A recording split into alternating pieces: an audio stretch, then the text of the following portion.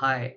Uh, so today we have with us Mr. Rocco Bova, an exceptional hospitality professional with 25 years of experience in global hospitality industry. He is well connected with markets in UAE, Singapore, Kuala Lumpur, Oman, Mauritius, Mexico, and last but not the least, India. So he worked in the Indian market from the year 2008 till 2009 in New Delhi, and currently he runs three consultancy firms in Mexico. Thank you for joining in, sir. Thank you, Aditya. It's a pleasure to be your guest today. Thank you, sir. Thank you so much. So, I discovered my humble house 2 years back. I was doing my industrial training, and I realized that how unhappy few people were in the hospitality industry working with me. And then I went and searched for something. I knew that someone is building something for this problem because it's not a problem for one place or one hotel.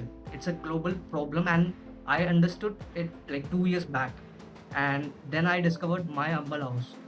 So, firstly, I would like to thank you, sir, that you started this initiative. You like went ahead and started chasing this problem.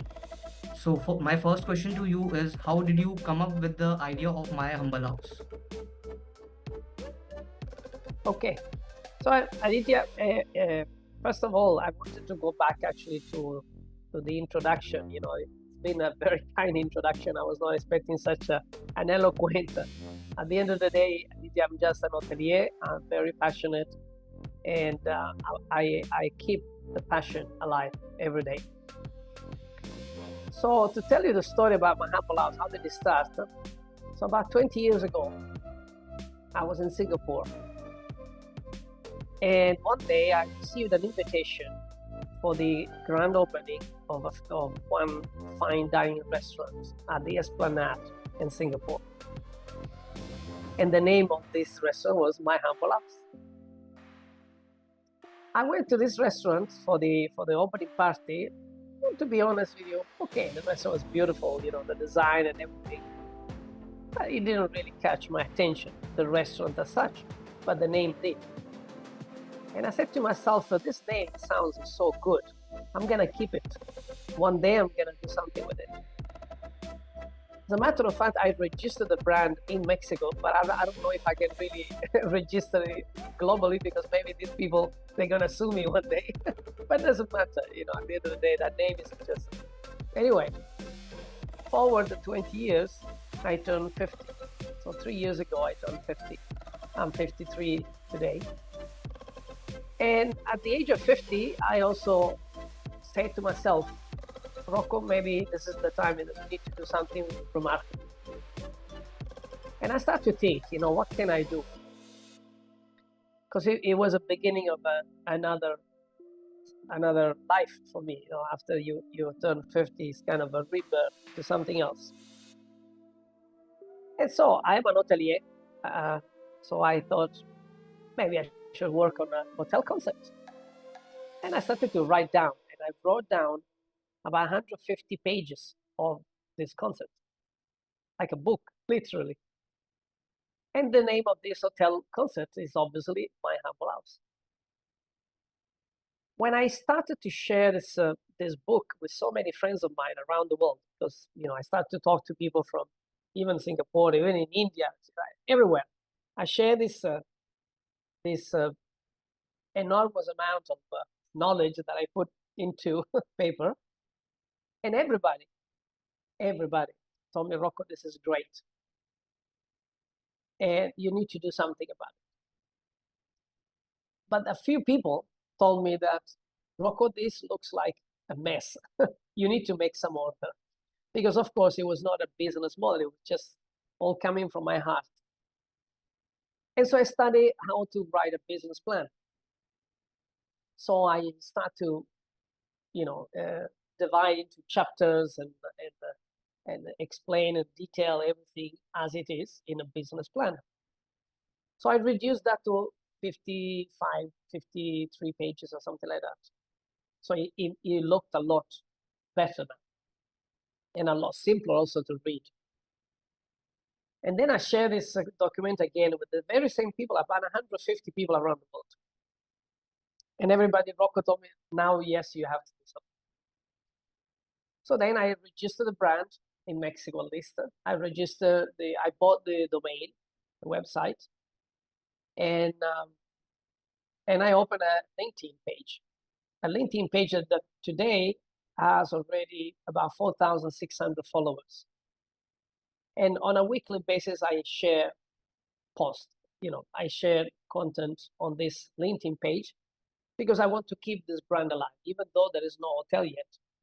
I even received some application of people that they want to work with me, believe it or not. And 3 or 4 people actually asked me even to invest little money, but they told me, Rocco, if you want, I can put some money. I love your project. And basically, this is where I am today. So now I'm at the point that I'm looking for investors. And I have a feeling that something this year is going to happen, something big this year is going to happen. No doubt, sir. I wish you all the luck. I know that this model is no doubt going to work. So, firstly, like I would like to understand that, like, what is the business model of my humble house? But the business model, Aditya, is simple. Uh, you work in the industry, as I do, and you probably observed that people steal from companies in 3 ways.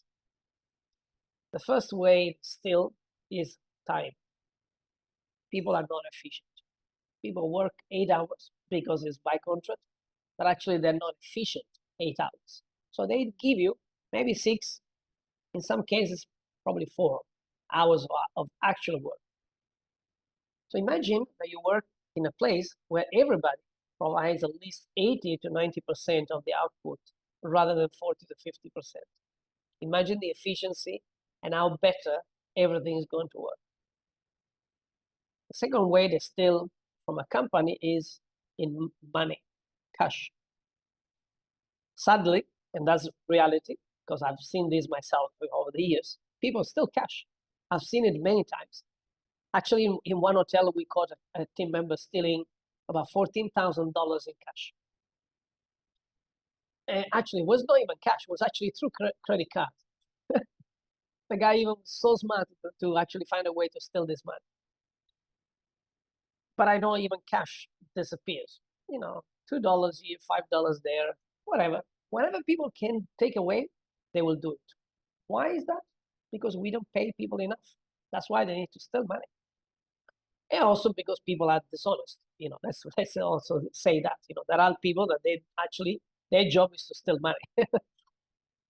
And the third thing is people steal things, amenities from the rooms, drinks from the minibar, hamburgers from the kitchen fridge, utensils from maintenance, you name it. So I put these 3 things together, and I thought, Rocco, more or less, a company can probably lose about 20% of their income every month or every year, by losing these 3 things. So what if we engage the team members to become part of the business? What if we make the team members part of the success of the business and responsible for the success of the business? Because if we share the information about how the business is going, and we tell them, if I make money, you make money. So the business model is as such. So 20% of the net profit will be divided into 2 segments. 10% will actually go straight to the team members, all team members, in equal part. There's no big bonus for the managers and nothing for the team members. Everybody will get the same. But guess what? There will be enough money eventually for everybody to get a decent bonus. And another 10% of the net profit will actually be kept in a bank account as an emergency money. Why is that, Aditya? You know that during the pandemic, a lot of companies, they decided to eliminate the payroll because everybody complained or mentioned, there's no money. We have no money to pay salaries. And therefore, we need to terminate you, correct? And millions of people around the world, they lost their job just overnight. There was no no consideration of the consequences. And today, what's happening? People don't want to work in hospitality anymore. People say, if there is another pandemic, I'm gonna lose my job again. So why should I go back to an industry that didn't give me the opportunity to continue? Thankfully, I worked during the pandemic. I always worked. I never stopped, and I worked for two companies, main companies, that during the pandemic they did not take out a single team member. Everybody was kept in the payroll. Of course, everybody had to do their bit, their sacrifice to have a pay cut, and I was the first one to do it, and I didn't have any problem. I was ready to have a pay cut to up to 80% if it was necessary. But at least they bite the bullet and they continued because they knew that when the business will come back and there's no staff, well, how do they do that? So my respect to those companies that actually they were able to sustain that. But the majority of the company, including the big groups, they say, we have no money. And so they say goodbye to millions of people. And now they're struggling to find staff because people don't want to go back to an industry that is not loyal to the staff. And so this 10% of the net profit basically may not solve the problem 100%, but at least there is a little cash there that can be used for emergency. And any emergency, I'm talking about any emergency, can even be used for loan to the team members. Can be used for, I don't know, there is a fire in the property. Where do we get the money? Instead of going to a bank and ask for a loan, which will charge you 10-15% interest, you already have savings. But what most owners they do, they spend their net profit. They enjoy to buy a new house or a new yacht or a new car, or whatever, travels, private jets, instead of thinking, hey, maybe I should keep some money. Like in every family, every family have always a bit of cash just in case. But Right. my disappointment actually came even from the big brands, because the bigger brands, even they didn't do much about it. So they threw the responsibility to the owners, because obviously big brands, they don't own hotels, they only manage hotels. But that was also not a good move. I think big brands, they should have done much better. Right, sir. I totally agree with you on this point. So my next question is that what is the efficiency of this business model and what is the turnaround time to achieve a positive gross operating profit using this business model? That's a good question, Aditya. I have run the numbers actually with an accountant. I've run the numbers for 10 years. And by doing that, actually, we reached a return on the investment on the 7th year. Now, the 7th years, it's a good time. It's an average time for return on the investment. Actually, there's already GOP, so GOP positive already on the 3rd year. And on the 7th year, you start to get your money back. Now, why I'm saying that? Because the business model of my humble house also has an element of residences. So, many hotels, they now have branded residences that they sell, and then they manage on behalf of the owners, correct? So this business model is very common nowadays. Most brands, they do it because they know it's very lucrative. So why not my humble house? So if I have 30 rooms and I have 15 residences, if I sell 15 residences, I can already get my money back immediately, maybe within 3 years or 4 years. So to actually make the business model work is not rocket science. And on paper, it's proven it works. I'm just now finding a way to start to get this as a more common business model for all by building the first humble house here in Mexico, or maybe in India. If somebody's interested in that, why not in India? I don't mind. I just want to make this happen, and I want to prove the world that this can actually work for everybody. No doubt, sir. I hope that after this podcast, you get some investor from India as well. So going on to the next question, sir. So this is the last question to you. I'll not take much of your time. So how is the global hospitality shaping up, and what is the future of young hospitality aspirants? So globally. I'm not a globalist really. I cannot really say. I study, I investigate a lot every day about what's happening, and I hear the problems. The problems seems to be very common everywhere. It's not just in Mexico or in India. I see and hear and read about exactly the same problem everywhere. So, for example, the other day for Singapore, they were talking about in Singapore, there's cannot find staff. So even restaurants they need to operate with limited services because they don't have staff. Now, many people say that the solution is artificial intelligence and automation. I think this is a big lie. I don't think that artificial intelligence can ever replace a human being, ever, ever.